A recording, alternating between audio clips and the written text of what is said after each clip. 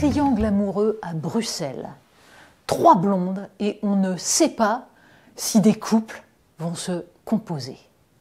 Alors on est en train de parler d'Ursula von der Leyen, de Marine Le Pen et de Giorgia Meloni, puisque visiblement on est passé à la drague lourde, aux mains tendues, aux petites cartes postales.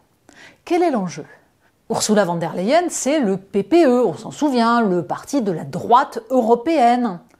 Chez nous, ce sont les Républicains. Mais alors justement, dans la droite européenne, ils ne sont pas tous pour reconduire Ursula von der Leyen comme candidate. On se souvient que François-Xavier Bellamy, par exemple, avait été passablement agacé des gentillesses qu'Ursula von der Leyen avait faites à Renaissance, c'est-à-dire à ceux qui sont membres du groupe Renew au Parlement européen. Donc, Ursula von der Leyen a besoin d'appui. Et elle trouve que Giorgia Meloni, ce serait pas mal. Alors oui, là, ceux qui n'ont pas tout suivi vont se dire « c'est tout de même curieux. Quand Giorgia Meloni est arrivée au pouvoir, on nous a expliqué que le fascisme était à nos portes, que c'était affreux. Et maintenant, Ursula von der Leyen, qui donc fricote avec Renaissance, donc le parti macroniste, trouve que Giorgia Meloni, c'est très bien. Pourquoi ? Parce que Giorgia Meloni a donné des gages.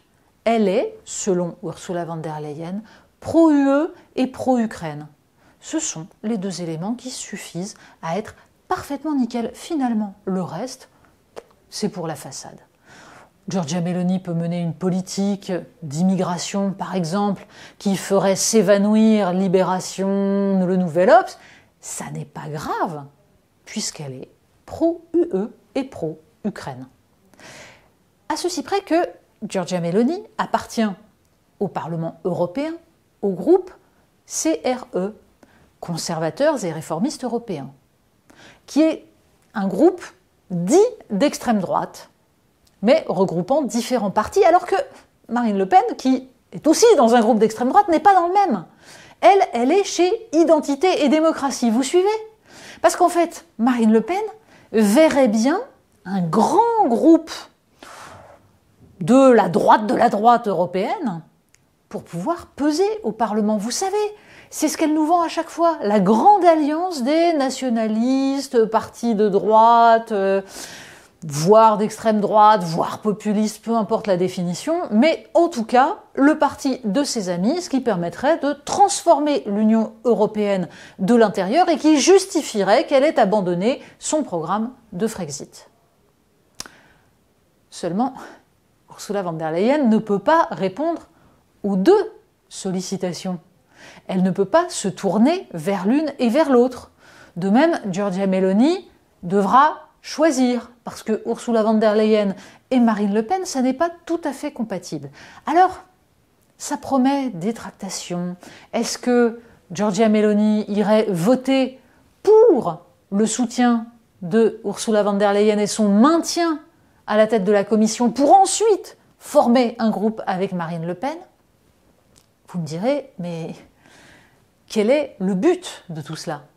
Alors, le but, on l'aura compris, c'est de pouvoir mener la même politique, celle que promeut Ursula von der Leyen et qui consiste à ajuster légèrement et à la marge toutes les âneries qui ont consisté à ouvrir l'Union européenne à tous les vents, à inscrire dans les traités le néolibéralisme. Donc on corrige à la marge, mais on continue sur la même ligne.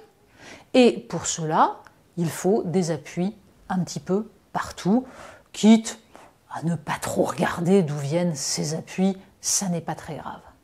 Il n'y a pas de logique, ça ne fait pas avancer les intérêts des citoyens européens, c'est en contradiction totale avec le discours tenu dans les différents pays sur le risque des partis populistes. C'est vrai, mais ça nous raconte quelque chose de très intéressant, à savoir que les droites qui étaient considérées autrefois comme extrêmes, dures, sont en train de se normaliser.